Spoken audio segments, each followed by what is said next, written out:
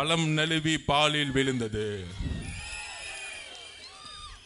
அது கலைஞர் 2016 சொன்னாருப்பா. இது out of syllabus ஆயிடுச்சு. இப்ப என்னைக்கு வண்டியை ஓட்டிட்டு இருக்கீங்க?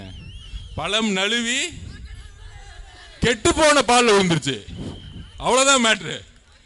கெட்டு போன பால்ல உளுந்து என்ன பிரயோஜனம்? யார் குடிக்க போறா? அதாவது திமுக அப்படியே ஆரம்பிச்சிருச்சுன்னா, ஒரே ஒரு தலைவர், நம்ம தலைவரை பார்த்து அவர் பேரை சொல்றாங்களோ இல்லையோ, டெய்லி தூக்கத்துல இருந்து எந்திரிச்சு, தலைவர் சொன்ன மாதிரி தூக்கத்துல எந்திரிச்சா கூட விசில் அடிச்சிட்டு இருப்பார். அந்த மாதிரி டெய்லி ஒரு பிரச்சனை. இது எப்படி நம்ம தலைவரை ஜெயிக்கலாம்? தமிழக வெற்றி கழகத்தை ஜெயிக்கணும். பர்சன்டேஜ் பாட்டு 27, 30, 32% போய்கிட்டே இருக்கு. எப்படி நிப்பாட்டணும்? ஒன்றும் புரியல. திடீர்னு முதலமைச்சர் அவர்கள் திடீர்னு ஒன்று MK ஸ்டாலின் ஷேர் ஆட்டோ சர்வீஸ்னு ஒன்று ஆரம்பிச்சிட்டார். யாரெல்லாம் நம்ம ஷேர் ஆட்டோல 9 நம்ம டிரைவர் கூப்பிட்டாங்க பார்த்தீங்களா? அண்ணா ஏறுன ஏறுன ஏறுன ஏறுன ஏறுன ஏறுன ஏறுன ஏறுன ஏறுன ஏறுன வண்டி ஏறுன ஏறுன ஏறுனு சொல்ற மாதிரி ஒருத்தரை ஜெயிக்கிறதுக்கு யார் யாரெல்லாம் கண்ணில் போடுறீங்களோ தயவு செஞ்சு ஏறுங்க.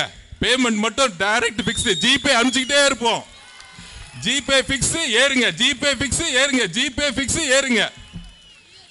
எல்லாம் ஜிபேல தான் ஓடிட்டு இருக்க கூட்டணி இல்ல. அப்ப எல்லாம் ஷேர் ஆட்டோல ஏத்திட்டு தொண்டர்கள் நம்ம கிட்ட வந்துட்டாங்க. இதை சொன்னா புரிஞ்சிக்க மாட்டேங்கிறாங்க. காங்கிரஸ் இருக்க தொண்டர்கள் நம்ம கிட்ட வந்துட்டாங்க. எல்லா தொண்டர்களும் ஷிஃப்ட் ஆயிட்டாங்க. ஆனா ஷேர் ஆட்டோ மட்டும் போய்கிட்டே இருக்கு.